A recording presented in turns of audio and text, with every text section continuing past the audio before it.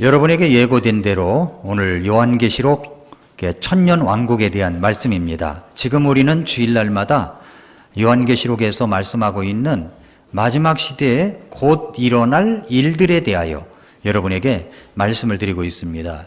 요한계시록 전체를 다 하면 좋겠지만 요한계시록에서 꼭 핵심적으로 알아야 될 한 7가지 사항을 여러분에게 말씀을 드리고, 오늘 6번째인데 다음 주에는 새하늘과 새 땅, 오늘은 천년왕국에 대하여 여러분에게 말씀을 드리겠습니다.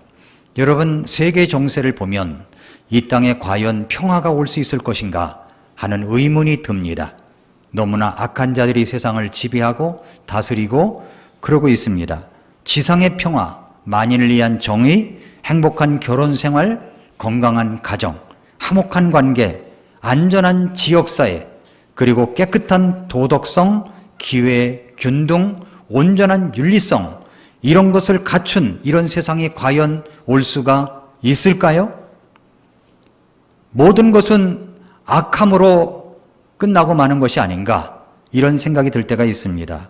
이 질문에 답하려면 이 세상이 정상이 아닌 이유를 정확히 알아야 합니다.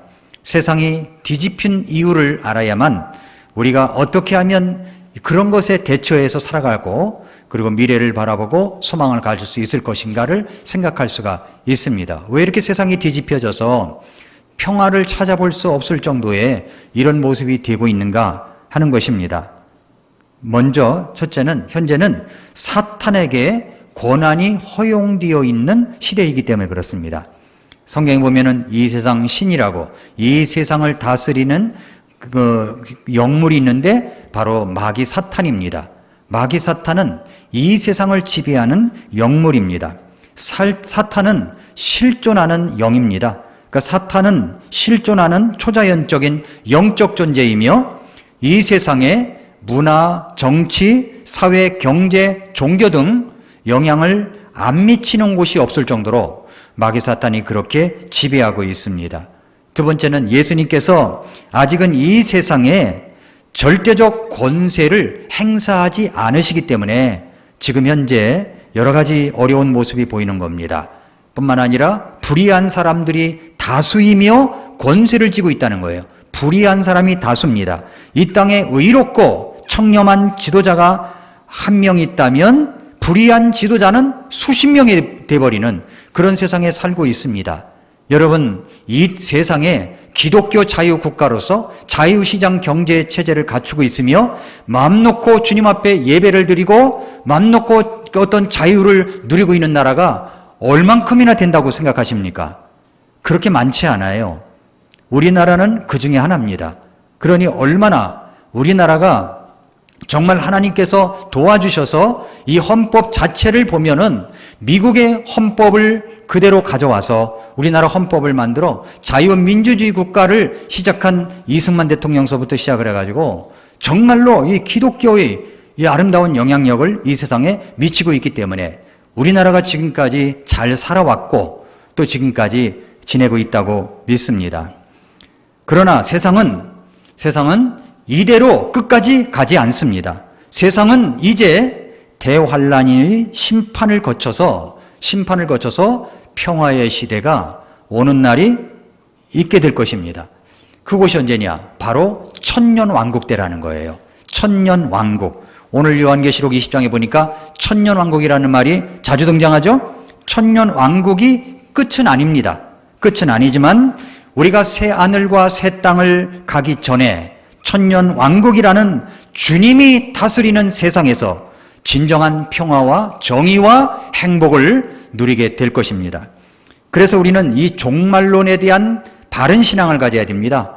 여러분, 우리의 신앙이 잘못되면요, 문제가 많아져요. 왜? 종말론 때문에 문제가 많아질 수가 있습니다. 성경을 바르게 알아야 종말론을 알고 올바른 신앙생활을 할 수가 있고, 또 성경 속에 많은 부분들이 있지만 종말론이 바르게 되어 있어야 올바른 신앙생활, 건강한 신앙생활, 행복한 신앙생활이 될 수가 있습니다. 자, 그럼 몇 가지 살펴본다면, 첫째, 종말론이 잘못되면 일어나는 현상들이 있어요. 구원의 감격과 첫사랑이 식어집니다. 구원의 감격이 식어져요. 그래서 이 종말론이 잘못되면 이 이단들은 종말론을 이용해 가지고 사람들을 율법적으로 만들어 버립니다. 그렇게 되면 예수님이 나를 구원해 주신 구원의 첫사랑이 식어지게 되고 감격을 잃어버려요. 그리고 현실만 붙들고 살아갑니다. 믿음이 퇴보합니다. 주님이 주신 구원의 감사와 의미 있는 인생, 그리고 사명 없이 이 땅을 살아갈 수가 있습니다. 이단에 빠져서 인생이 무너진 삶이 살 수가 있습니다. 이단들은 아주 종말론을 교묘하게 이용을 해가지고 사람들을 현혹시켜서 거기에 굴복시키고 율법적으로 만들어버리는 거예요. 그런데 그것은 우리가 이 종말론, 오늘 여러분에게 이야기할 이 내용을 이해하지 못하기 때문에 잘못된 종말론에 빠질 수가 있다는 것입니다. 자, 올바른 종말론 시간표가 있어요. 올바른 종말론 시간표. 여러분이 받으신 그 설교 노트에 보면은 이 시간표가 나와 있어요. 미래 일들의 개요가 나와 있습니다. 미래 일들의 개요. 여기 미래 일들의 개요. 여기 보면은 교회 시대, 환란기, 천년왕국, 그리고 새하늘과 새 땅, 이렇게 이어지는 겁니다. 잘 보세요. 교회 시대, 환란기, 천년왕국, 그리고 새하늘과 새 땅. 이해가 되셨습니까? 자, 지금은 교회 시대예요. 교회 시대입니다. 그런데 갑자기 예수님께서 나팔소리와 함께 예수님이 공중에 오시게 되면, 이걸 공중재림이라고 그러죠. 오시게 되면 우리는 이 땅에 있을 때, 아직까지 그때까지 살아있다면 채어 올라가 주님 앞에 가는 것입니다. 공중에서 주님을 만나게 되는 거예요. 공중에서 우리는 신부로서 신랑 되신 예수님을 만나게 되는 겁니다. 그래서 공중에서 뭐가 벌어지냐면 그리스도의 심판대 앞에 서게 되는 겁니다. 이 심판이라고 할 때 이 심판은 우리를 갖다 구원받느냐 안 받느냐 이걸 얘기하는 게 아니라 우리가 이 땅에 살아가면서 하나님의 영광을 위하여, 주님이 주신 사명을 위하여 어떻게 살았는가에 대한 결산을 하게 되는 겁니다. 그래서 시상 때에 그런 사람을 불러내가지고 참 잘했구나, 신실한 종아 하면서 칭찬하시면서 상급을 주시는 겁니다. 그때 모든 사람은 다 불러내는데 나만 안 나간다고 생각해 보세요. 예수님이 내 이름만 안 불러. 그래서 가서 여쭤봤어요. 왜 제 이름만 안 부르냐고. 네가 한 일이 뭐니? 이렇게 기분 나쁘게 말씀하시진 않으시겠지만은 어쨌든 그런 일들이 일어나게 된다는 거예요. 그리스도의 심판석 앞에서 잘한 사람은 다 불러내는데, 우리 교회 성도들은 다 불러내는데 최용열 목사만 이름은 안 불러. 그러면 이게 얼마나 창피한 일이냐는 거예요. 우리 교회 성도님들 이름을 다 불러내는데 우리 교회 모 집사님 이름은 안 불러. 뭐 그때 가면 집사님, 목사님 다 그런 명함이 다 떨어지지만, 형제요 자매지만 이름을 안 불러. 얼마나 부끄럽겠냐는 겁니다. 그런 일들이 이제 7년 동안 이루어져요. 그리고 혼인 대잔치가 이루어집니다. 그런데 우리는 채에 올라가지만 이 땅에서는 7년 동안 대환란이 이루어지는 거예요. 요한계시록 4장부터 19장까지가 그 내용입니다. 그 내용이에요. 그리고 이제 모든 대환란이 끝나게 되면 예수님이 공중에서 성도들과 함께 지상으로 강림하시는 거예요. 재림하시는 겁니다. 이걸 지상재림이라고 그래요. 공중재림, 지상재림. 요 사이 간격은 7년입니다. 그리고 나서 새하늘과 새 땅, 새하늘과 새 땅이 이루어지기 전에 천년왕국이 되는, 천년왕국이 있는, 천년 동안 우리 예수 그리스도와 함께 왕노릇하는 천년왕국이 이어지는 겁니다. 그 천년왕국이고, 그리고 나서 이제 마지막 오늘 말씀에도 나오죠. 흰 왕좌 위에 앉으신 예수 그리스도께서 이제 모든 사람을 다 살려내가지고 심판을 하여 불호수에 떨어지게 한 다음에, 그리고 나서 새하늘과 새 땅이 이루어지게 되는 겁니다. 이것이 이제 말세 종말론 시간표예요. 이걸 잘 알아두면 여러분들이 절대 이단에 빠지지 않습니다. 그리고 미래를 바라보며 생활하게 되는 겁니다. 자, 그 다음에 제가 여러분에게 이제 마태복음 24장, 25장의 해석을 어떻게 할 것이냐 하는 여러분에게 말씀을 드렸었죠. 마태복음 24장을 한번 펼쳐보세요. 마태복음 24장. 마태복음 24장에 보면 예언에 대한 해석이 세 가지 접근법이 있습니다. 예언에 대한 해석이 세 가지 접근법이 있어요. 하나는 뭐냐면 그 위에 도표 이해가 되시죠? 다니엘의 70일에 중에 69일에까지 세상은 끝났고 한 일회가 남았는데 그 한 일회는 7년 대환란 때 이루어진다는 겁니다. 대환란 때 그게 70번째 일회예요. 그런데 이 모든 성경의 이런 이야기를 과거적 해석으로 해석하는 방법이 있고 역사적 해석으로 해석하는 방법이 있고 미래적 해석으로 해석하는 방법이 있어요. 근데 마태복음 24장, 25장은 어떻게 해석되어져야 특별히 마태복음 24장은 미래적 해석 방법으로 해석이 되어져야 이게 이해가 된다는 겁니다. 이걸 전제로 마태복음 24장을 보면 24장에 보면은 교회 시대에 7년 환란기, 천년왕국 이렇게 되어 있죠? 거기에 이어서 이제 24장 이야기가 교회 시대에 7년 환란기 때 이루어진 일들입니다. 24장이 그래서 그 제목하고 구절들이 다 써 있어요. 이것을 보고 24장을 읽으면 미래적 해석 방법으로 해석을 하면 24장이 이해가 되는 겁니다. 자, 마태복음 24장의 올바른 해석을 하려면 복음서는 마태, 마가, 누가, 요한복음이 있죠? 그러면 예수 그리스도께서 이 땅에 계시는 동안 그분께서 가르치시고 행하신 바를 기록한 이 복음서인데 각 복음서는 그 수신자가 각각 다릅니다. 목표로 하는 수신자들이 있었어요. 마태복음은 수신자가 누구냐? 왕으로 오신 예수 그리스도에게 초점을 맞춘 책이 마태복음인데 그 수신자는 바로 유대인들입니다. 이스라엘 백성들이에요. 그래서 유대인들이 이해하기 쉽게 아브라함과 다윗의 계보를 통한 왕의 계보로 시작을 해서 마태복음 1장이 시작되는 겁니다. 마태복음 1장이. 그래서 왕의 계보부터 시작이 된 거예요. 왕의 족보부터. 그래서 마태복음을 읽을 때는 항상 그 말씀의 1차적인 수신자는 유대인, 이스라엘 백성들이다라고 생각을 하고 이 마태복음을 읽어야 그 다음에 2차적인 의미로 나에게 말씀이 다가올 수가 있습니다. 마태복음을 강해할 때 많은 설교자들이 마태복음 24장에 나오는 마지막 날들에 대한 표적에 대해서 설명을 합니다. 그러면서 이 본문 말씀이 어떤 맥락에서 누구를 대상하고 이야기하고 있는지를 잊어버리고 이것을 마치 신약교회에 모두 일어날 수 있다고 해당된다고 가르치는 오류를 범하고 있는 거예요. 그러다 보니까 말세례론에서 대환란이 올 때 그리스도인이 휴거될 때 부분 휴거설이니 또 환란 중 휴거설이니 환란 후 휴거설이니 이런 이야기를 하는 겁니다. 우리 침례교회의 믿음은 근본주의 침례교회의 믿음은 예수님이 7년 대환란 전에 오신다, 공중에 오신다는 사실을 믿는 거예요.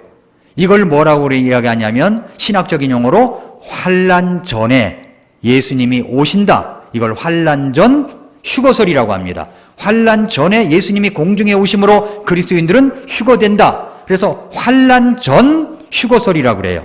이걸 중요하게 알아둬야 됩니다. 환란 전 휴거설입니다.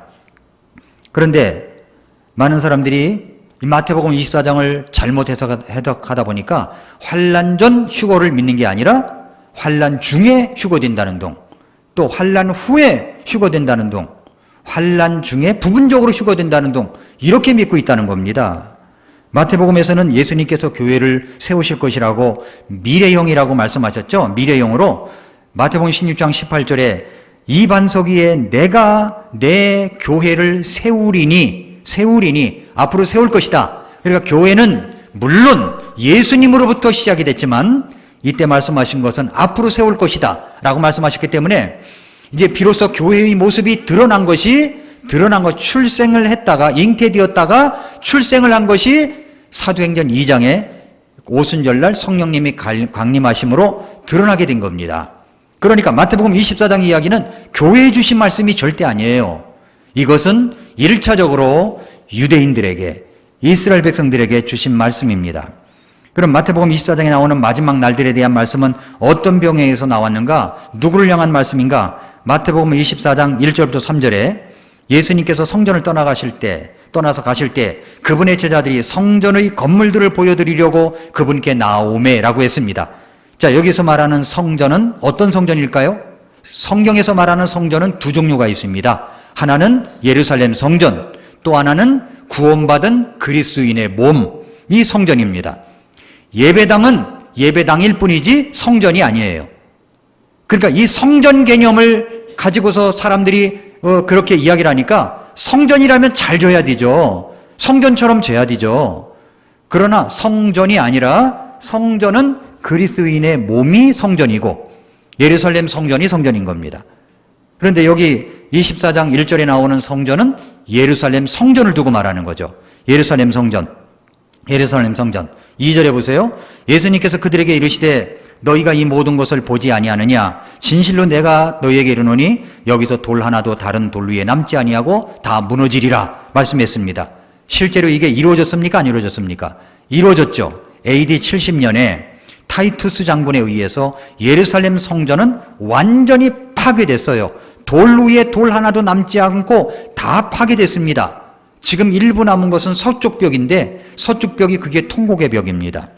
예루살렘 성전이 불에 탔어요. 불에 타고 있을 때 이 불길에 금이 녹아내려서 돌돌 사이에 막 스며드는 거예요. 그러니까 타이투스 장군이 뭐라고 그러냐면은 금과 보석들을 다 찾아내도록 명령을 했어요. 그러다 보니까 돌 위에 돌을 다 꺼내가지고 그 금들을 다 뺏겨낸 겁니다.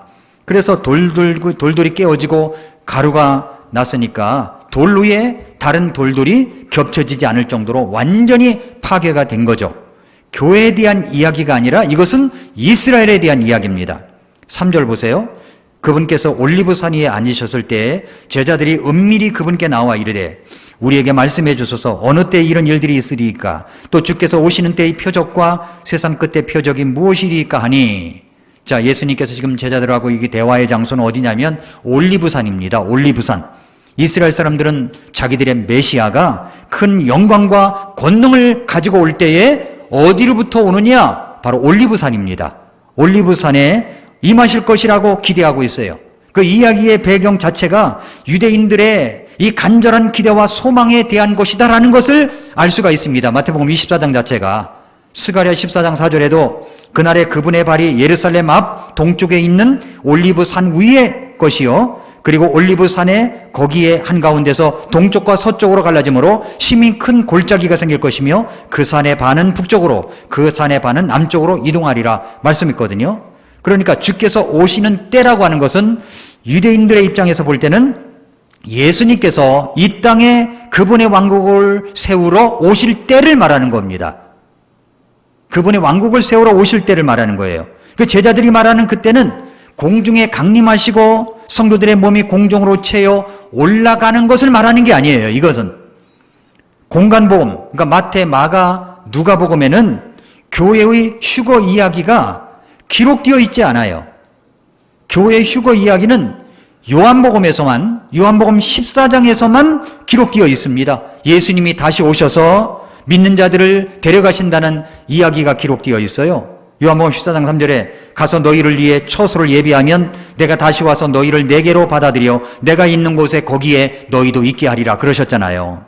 그래서 마태복음 24장 2절을 과거적 해석법으로 해석하는 사람들이 있는데 이것은 사실이 아니라는 겁니다.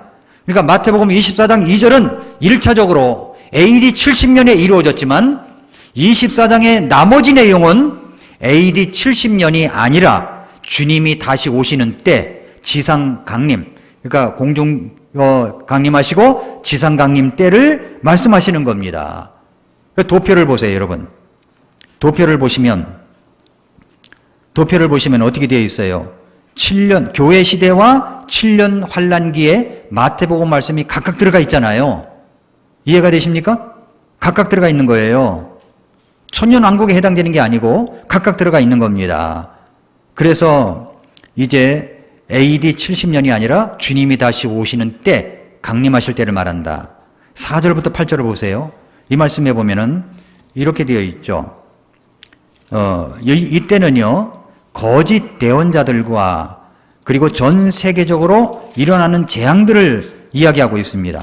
마태복음 24장 4절에 보니까 이렇게 말씀했습니다. 4절에 자, 그분께서 올리브산 위에 3절에 앉으셨죠? 세상 끝의 징조가 무엇입니까? 그랬더니 4절에 예수님께서 그들에게 이르시되 아무도 너희를 속이지 못하도록 주의하라. 많은 사람이 내 이름으로 와서 내가 그리스도라 하며 많은 사람을 속이리라. 또 너희가 전쟁들과 전쟁들의 소문을 들을 터이나 주의하여 불안해하지 말라. 이 모든 일들이 반드시 일어나야 하되 아직 끝은 아니니라. 민족이 민족을 왕국이 왕국을 대적하여 일어나고 곳곳에 기근과 역병과 지진이 있으리니 이 모든 것은 고통의 시작이니라 라고 말씀했습니다. 여기에 교회나 신약교회 성도들에 대해서는 전혀 언급이 없어요. 왜 그럴까요? 그때는 이미 교회가 휴거되고 없기 때문입니다. 휴거되고 없어요. 지금까지 하시는 말씀은 신약교회 성도들을 향한 것이 아니라 마지막 날에 이 땅에 남아있을 유대인들을 대상으로 한 것입니다.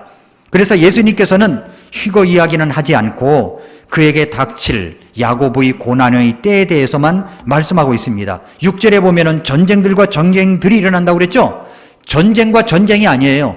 복수예요. 과거적 해석하는 사람들은 이것이 1차 세계대전이고 2차 세계대전이다. 이렇게 해석을 하는데 이것은 단수가 아니라 복수입니다. 전쟁들과 전쟁들이에요. 과거적 해석법으로 해석하면 안 되는 거예요. 이건 미래적으로 해석을 해야 되는 거죠.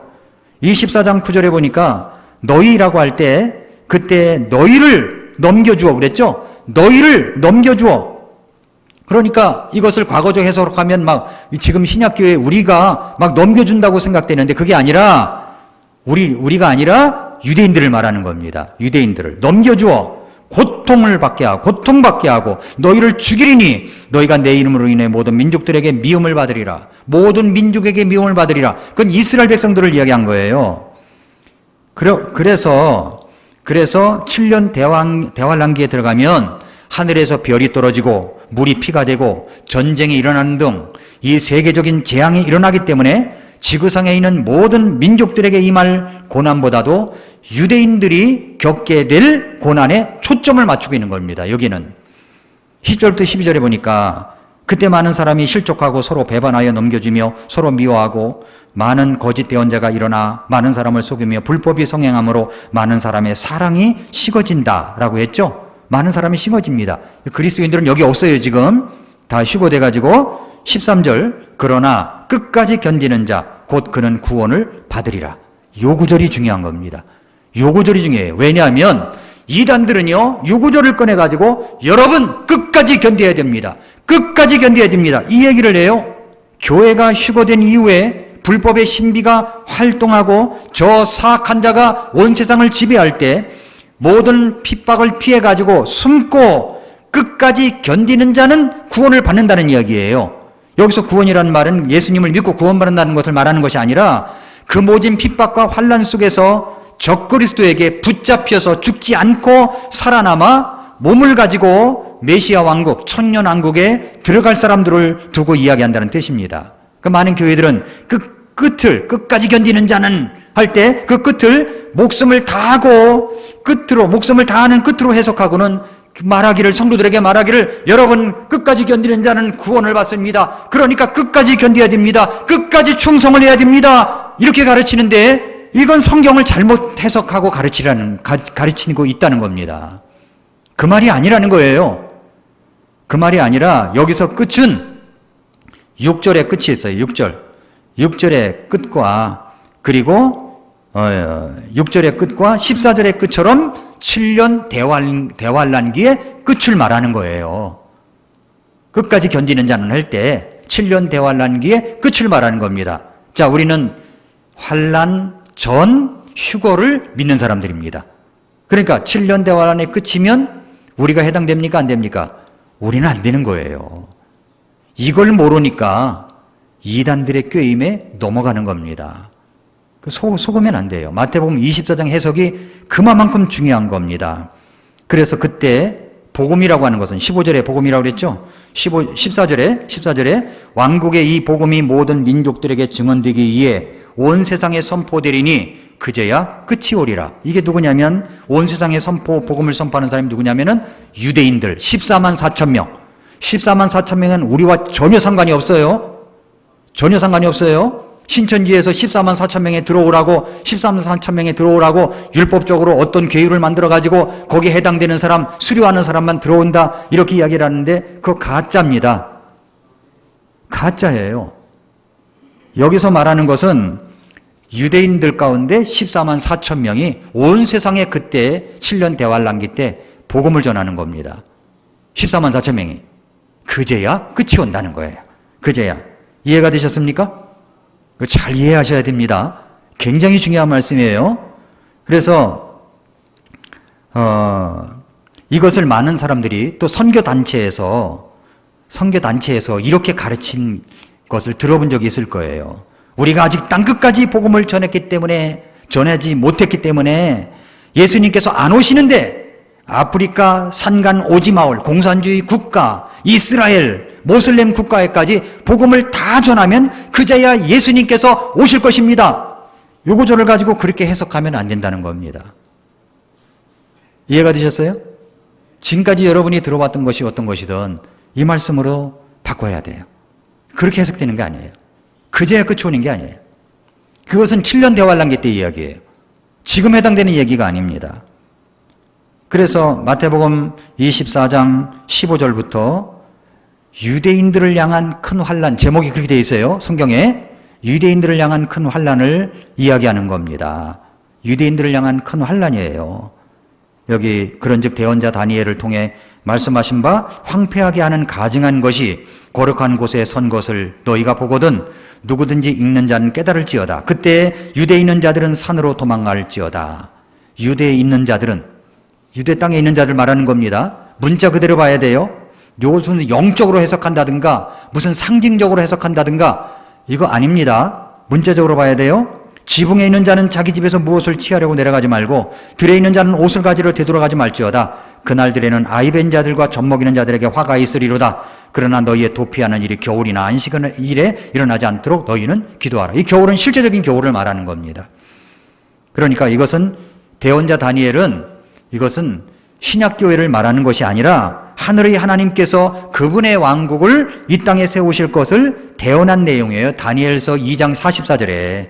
그 다니엘은 온 세상 사람들에게 이 말 전 세계적인 환란이 아니라 이스라엘 백성, 그러니까 네 백성, 이스라엘 백성이 겪을 환란에 관심을 두고 초점을 맞추고 이야기하고 있는 것입니다. 그래서 이제 대환란이 일어나게 되죠. 대환란이 일어나게 되고 26절부터 31절까지는 영광스러운 나타나심, 24장 32절부터 36절까지는 이것을 보는 세대가 지나가기 전에 이 모든 것이 이루어진다라고 하는 사실을 여기에서 말씀하고 있는 거예요. 36절 말씀은 노아의 날들과 같이 예수님이 오신다 그렇게 이야기하는 거죠. 생각지 않은 때에 오신다. 물론 이것을 2차적인 영적 의미로 우리가 생각해 볼 때 천년왕국이 되기 전 7년 환란 때 이렇게 이해하는데 우리가 지금 정신을 차리고 예수님이 공중에 오실 때 언제 오실지 모르니까 우리는 정신을 차리고 살아야 됩니다. 이건 맞는 말인 거예요. 그런데 이것이 마태복음 24장 내용이 꼭 우리들을 두고 이야기하면서 교회가 당할 환란처럼 이야기하는 것은 잘못된 해석이다라고 하는 겁니다. 이해가 되셨습니까? 자, 그럼 이제 천년왕국이란 뭐냐? 천년왕국이란 요한계시록 20장을 다시 넘어가 보세요. 요한계시록 20장. 제가 빨간 펜하고 형광펜이랑 갖고 다니라고 그러셨죠? 그때마다 거기다 밑줄 긋고 형광펜 치라고 그러세요. 언제 치겠습니까? 그걸 또. 이럴 때 쳐야지. 그러니까 20장을 넘어가서 제목이 뭐라고 되어 있어요? 천년왕국이다. 이렇게 되어 있죠? 이해하기 쉽게 천년왕국. 이 킹제임스 성경역 성경에만 이렇게 되어 있을 거예요 아마. 다른 성경에는 안 나와 있어요. 천년왕국. 내가 보니 한 천사가 이걸 이야기하기 전에 천년왕국 하면은 또 몇 가지 설이 있어요. 무천년주의가 있어요. 무천년주의. 무천년주의란 말은 뭐냐면은 성경대로 믿으면 당연히 환란기 이후에 천년왕국이 옵니다. 성경을 그대로 믿으면. 그러나 천주교를 비롯해서 종교개혁을 통해서 나온 장로교 등 개신교는 우리 침례교회는 종교개혁을 통해서 나온 교회들이 아니에요. 우리는 이미 피 흘린 발자취를 통해서 이미 교회들이 계속 숨어서 카타콤을 통해서 계속 내려왔던 교회들입니다. 침례교회는 다른 이름으로 불려졌지만 침례라는 말도 천주교 사람들이 우리를 붙여준 거예요. 세례 주고 이렇게 안 하고 침례를 주니까 우리를 침례 주는 사람들이라고 침례쟁이들이라고 얘기를 한 겁니다. 그래서 침례교회가 된 거예요.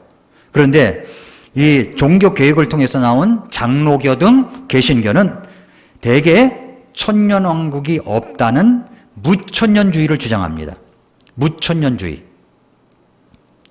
그런데 무천년주의는 천주교의 교리를 만든 어거스틴이라고 하는 사람이 만든 비성경적 교리입니다. 나중에 어거스틴에 대해서 제가 따로 한번 말씀을 드릴게요. 이 사람이 천주교의 교리를 만든 거예요. 연옥설도 만든 거예요. 어거스틴이라는 사람이. 그래서 무천년주의라는 것은 현재의 교회 시대가 사탄의 영향력이 점차 줄어들어서 복음이 온 세상에 전파되는 천년왕국 시대다라고 네이버 지식백과에 그렇게 되어 있어요. 그들이 믿는 무천년주의라는 말은 그리스도가 다스리시는 천년이 지금 현재 진행 중이라는 겁니다. 그 미래에 다가올 천년이라는 개념은 없다고 그렇게 그들은 주장해요. 요한계시록 20장에서 말씀하고 있는 그것은 교회 시대인 지금 여기에서 성취되고 있는 것이다. 그렇게 이야기를 해요. 뭐 기간도 없고 또 정확하지도 않아요. 어렴풋한 기간만 그렇게 추측한 바 있습니다. 이게 무천년주의예요. 무천년이 없다는 거예요. 그때 또 후천년주의가 있어요. 후천년주의는 뭐냐면 사람들이 자기 힘을 다해서 이 땅에 유토피아를 건설하면 그 이후에 예수님이 오신다는 것인데 대개 인본주의자들이 그렇게 주장합니다. 그러나 전천년주의가 있어요. 전천년주의. 전천년주의는 우리의 믿음은 전천년주의예요. 전천년주의가 뭐냐면 천년왕국 전에 예수님께서 지상에 재림하신다. 천년왕국 전에 예수님이 이 땅에 오신다는 것을 믿는 사람들이 천년 전에, 그러니까 전천년주의라고 얘기하는 겁니다. 우리가 믿는 믿음 두 가지를 잘 기억하셔야 돼요. 하나는 환난 전에 믿는 자는 휴거된다. 환난 전 휴거설. 또 하나는 천년왕국 전에 예수님이 이 땅에 강림하신다. 전천년주의인 겁니다. 우리가 믿는 거 그건 거예요. 우리가 믿는 건. 그건 이제 좀 이따 보고. 또 전천년주의는 전천년주의인데 조금 조심해야 될 사람들이 있어요. 이 사람들은 뭐냐면 역사적 전천년주의예요. 역사적 전천년주의는 우리는 그렇게 믿지 않아요. 무슨 얘기냐면은 천년왕국 전에 재림하는 것은 맞지만 요한계시록 4장부터 19장의 일들은 마지막 7년 대환란기에 이루어질 일이 아니라 교회가 설립된 이후로 지난 2000년 동안 이 땅에서 이루어진 일들이라고 그렇게 주장을 합니다. 그래서 7년 대환란 때 1260일이라는 말이 나와요. 1260일이라는 말은 3년 반이라는 거거든요. 3년 반, 3년 반. 7년 대환란 기간에 3년 반, 3년 반. 그 역사적 전천년주의자들은 뭐라고 해석하냐면 그것을 1260년이라고 해석을 합니다. 1260년. 근데 그것은 주장은 올바르지 않아요. 그래서 교황권이 적그리스도다. 교황이 적그리스도다. 이렇게 주장하는 겁니다. 주로 종교개혁자들이 그렇게 주장을 합니다. 그러나 이것은 맞지 않는 거예요. 4장부터 19장은 앞으로 미래적 해석으로 이루어질 일들이지 이미 지난 역사 속에 과거적 해석으로 해석할 일이 아니라는 겁니다. 우리가 믿는 믿음은 요한계시록 4장부터 19장까지 앞으로 미래적으로 일어날 일이라는 거예요. 이걸 전천년설을 믿고 있는 사람들입니다. 전천년주의예요. 우리가 전천년주의예요. 그러면 천년왕국은 실제하며 앞으로 다가온다는 겁니다. 앞으로 다가와요. 자, 오늘 거기 설계 노트에 도표를 한번 봐보세요. 예수님이 지상 강림하시죠? 천년왕국 기간이 있죠? 75일 동안 이 땅에서 심판을 하는데 심판 기간이 있다는 겁니다. 심판 기간이 있어요. 그래서 이제 그 말씀은 또 이 말씀이 너무 길어서 심판 기간을 거쳐서 그 다음에 천년왕국이 계속된다라고 하는 것을 여기서 말씀하고 있는 겁니다. 자, 그러면 이제 요한계시록 20장 1절에 보니까 또 내가 보니 한 천사가 바닥 없는 구덩이의 열쇠와 큰 사슬을 손에 들고 하늘로부터 내려와 마귀여 사탄인 그 용 곧 저 예범을 붙잡으니라. 그가 그를 붙잡아 1000년 동안 결박하여 바닥 없는 구덩이에 던져 넣어 가두고 그 위에 봉인을 하여 1000년이 찰 때까지는 그가 더 이상 민족들을 속이지 못하게 하니라. 그러니까 천년왕국이 시작될 때 마귀 사탄을 딱 가두어가지고 무저갱 속에 집어넣어가지고 딱 잠가버리니까 마귀 사탄이 활동을 못하니까 천년왕국의 정말로 평화의 시대가 1000년 동안 이루어진다는 겁니다. 그때는요, 양과 사자가 같이 놀아요. 동물의 왕국 한번 봐보세요. 사자가 양을 보면 어떻게 합니까? 이 스피드가 보통 스포츠카보다 더 빠를 거야, 아마. 이게 싹 달라가가지고 완전히 잡아먹습니다. 그런데 그날이면 천년왕국 때는 사자와 어린 양이 같이 놀아요. 우리가 뱀이 우리를 물지도 않아요. 모든 것이 다 이제 평화의 시대가 오게 된다는 겁니다. 왜 그럴까요? 마귀가 딱 붙잡혀가지고 포박을 해가지고 결박을 해서 무저갱 속에 집어넣어 버렸으니까 그렇게 된다는 거예요. 자, 그리고 이제 4절 보세요. 1000년 동안 그리스도와 함께 통치합니다. 또 내가 보니 왕자들과 그것들 위에 앉은 자들이 있는데 그들에게 심판이 맡겨졌더라. 또 내가 보니 예수님의 증언과 하나님의 말씀으로 인하여 목배인 자들의 혼들이 있는데 그들은 짐승과 그의 형상에게 경배하지도 아니하고 자기들의 이마의에나 손안에 짐승의 표를 받지도 아니한 자들이라. 이분들이 누구예요? 7년 대환란을 지나온 사람들 아닙니까? 짐승의 표 운운하니까. 그렇죠? 그래서 그들이 살아서 그리스도와 함께 1000년 동안 통치하게 됩니다. 천년왕국 끝에는 뭐 어떤 일이 벌어질까요? 잠시 이 마귀가 풀려납니다. 곡과 마곡의 전쟁이 일어나죠. 7절에 보세요. 그 1000년이 다 참에 사탄이 자기 감옥에서 풀려나고 나가서 땅의 사방에 있는 민족들 곧 곡과 마곡을 속이며 그들과 함께 모아 전쟁을 하게 할 터인데 그들의 수는 바다의 모래 같으리라. 그들이 땅의 넓은 곳으로 올라가 성도들의 진영과 그 사랑받는 도시를 에워싸매 불이 하늘에서 하나님으로부터 내려와 그들을 삼켰고 또 그들을 속인 마귀가 불과 유황 호수에 곧 그 짐승과 거짓 대언자가 있는 곳에 던져져서 영원 무궁토록 밤낮으로 고통을 받으리라 그런 겁니다. 그러니까 천년왕국 끝에 마귀가 조금 풀려나요. 풀려나서 모든 민족들을 모으는 겁니다. 자기가 전쟁을 벌여요. 전쟁을 벌여요. 그런데 이 전쟁을 벌이는데 이 전쟁을 벌일 때에 민족들이 이 마귀를 따라가요. 왜 그런 현상이 있냐면, 잘 들어보세요. 왜 그런 현상이 있냐면, 천년왕국이 시작될 때 우리도 천년왕국에 들어가잖아요. 근데 우리는 변화된 몸으로 예수님께 올라갔지 않습니까? 변화된 몸으로 예수님과 함께 7년 동안 혼인잔치 하다가 그 다음에 지상으로 이제 내려오죠? 지상으로 내려와서 1000년 동안 다스리는데 우리는 변화된 몸이기 때문에 결혼을 안 해요. 그러니까 결혼에 미련이 있으신 분들은 빨리 하세요. 결혼을 안 해요. 그런데 변화되지 않은 몸을 갖고 있는 분들이 있잖아요. 그분들이 누굽니까? 유대인들.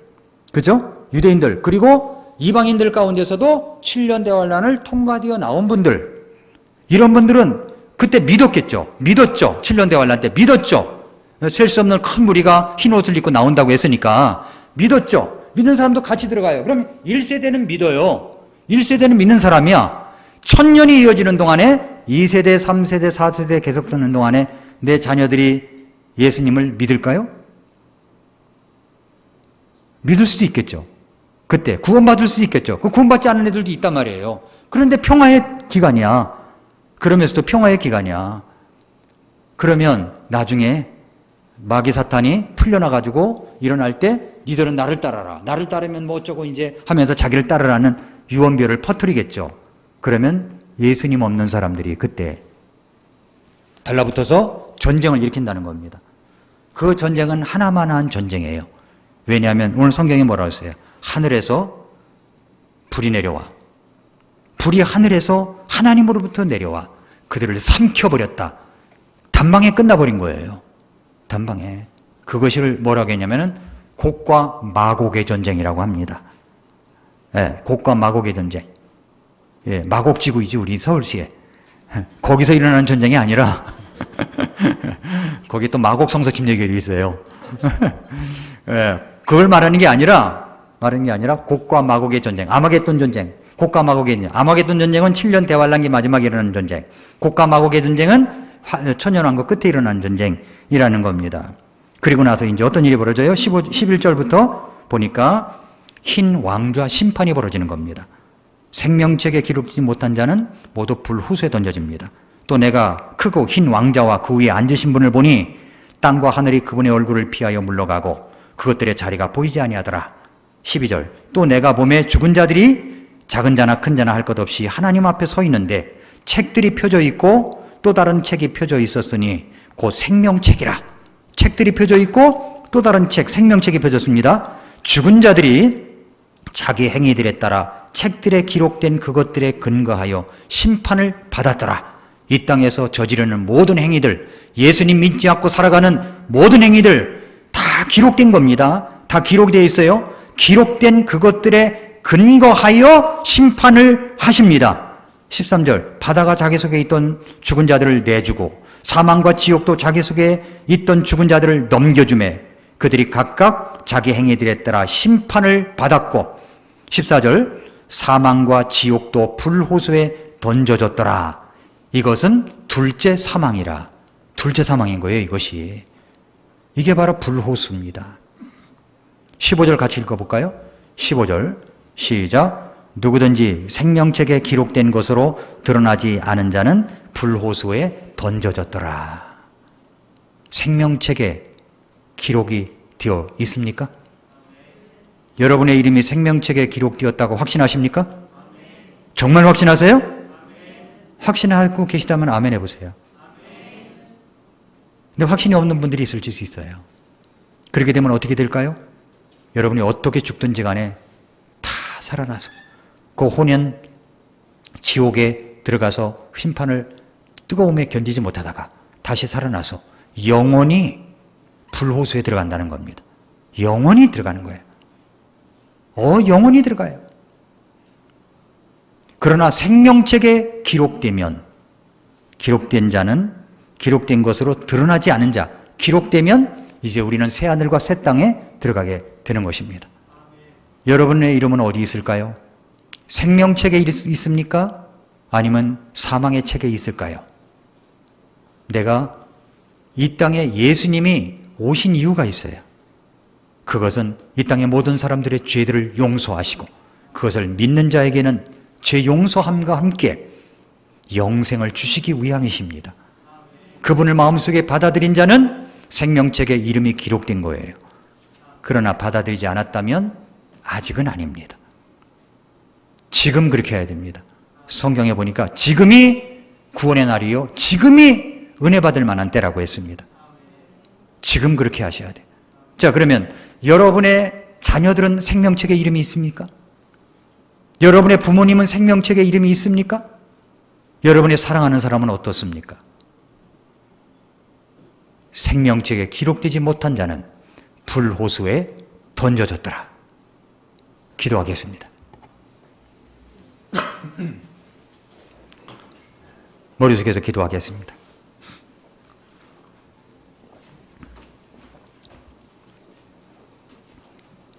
조용히 머리 숙여서 기도할 때 여러분의 이름은 생명책에 기록되어 있습니까? 우리 주님은 이 땅에 오셔서 여러분을 구원하시기 위하여 십자가에 못 박혀 죽으셨습니다. 교회에 나오셨다면 구원을 받으셔야 됩니다. 내가 잘 알지는 못하지만 제 이름도 생명책에 기록되기를 원합니다. 목사님, 제가 구원받기를 원합니다. 저를 위해서 기도해 주세요. 그렇게 생각하는 분이 계시다면 제가 기도해 드리겠습니다. 목사님, 제가 아직 구원받지 못했지만 구원받기를 원합니다. 목사님, 저를 위해서 기도해 주십시오. 그런 분이 계시면 잠깐 손을 들었다 내려주시기 바랍니다. 그런 분 계십니까? 제가 아직 구원받지 못했습니다. 확신이 없습니다. 제 이름이 생명책에 기록된 것 같지가 않습니다. 목사님, 저를 위해서 기도해 주십시오. 그런 분 계시면 잠깐 손 들었다 내려주시기 바랍니다. 그런 분 계십니까? 그런 분 계십니까? 혹시 여러분의 부모님의 이름은 어디에 있을까요? 여러분의 자녀들의 이름은 어디에 있을까요? 생명책에 기록된 것으로 드러나지 않는다면 둘째 사망입니다. 영원히 계속되는 심판입니다. 우리의 부모님들, 아직 구원받지 못한 분들을 위하여 복음을 전하는 것 포기하지 마십시오. 계속 기도하시고 전도하십시오. 우리 이 시간에 나에게 생명을 주신 하나님께 감사하면서 이 남은 여생을 주님의 영광을 위하여 살아가고, 그리고 아직 복음을 모르는 사람에게 복음을 전하겠다고 결심하며 이렇게 잠깐 주님 앞에 기도드리는 시간을 갖겠습니다. 기도하겠습니다.